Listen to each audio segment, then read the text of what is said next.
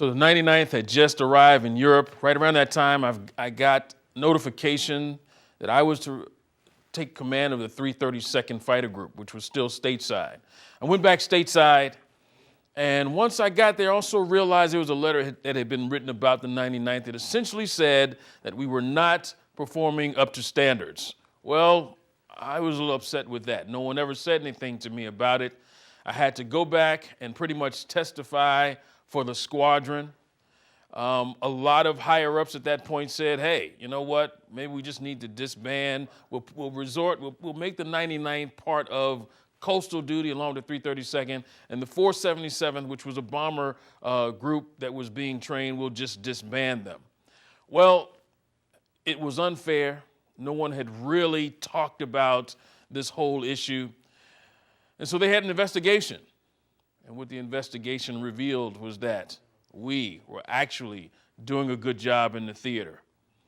The men felt good about that. We felt like we were a part of this war effort and we were helping to win this war.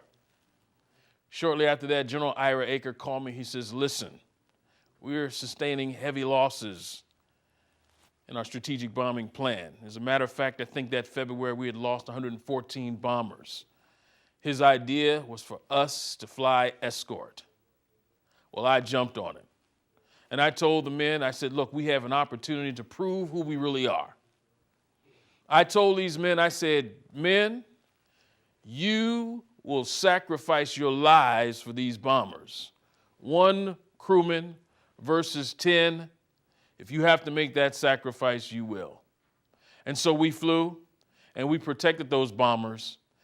And after a while, we started to get telephone calls and letters from other squadron members, navigators, bombardiers, pilots, thanking us. If we saw a bomber that was straggling, we would dispatch a couple of our planes to escort it into safe territory. We continued to fly, and pretty soon, not long after that, the war ended. Some of my pilots I wasn't going to see anymore. I wrote them goodbye letters and thanked them for their service. About 15 of my officers and about 25 enlisted men were going back to take over the 477th.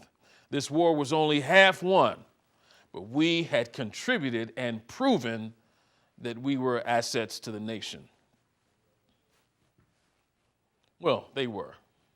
Those guys did a tremendous job. Those guys opened the doors for a whole lot of other people years later.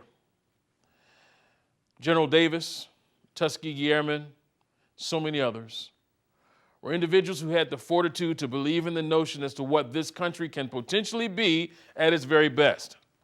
They heard those same 18th century words which were penned. Those words still echo clearly today. We hold these truths to be self-evident, that all men are created equal, and they are endowed by their Creator certain inalienable rights. Among these are life, liberty, and the pursuit of happiness. It was because of the sacrifices of so many that we are the nation that we are today. I know we're not perfect. You can pick up the newspaper and find out we still have a lot of work to do. But we want to say to those individuals, past, present, and future, and we thank you for your service, your sacrifice, your courage, your honor. We appreciate what you did, and our hats are off to you.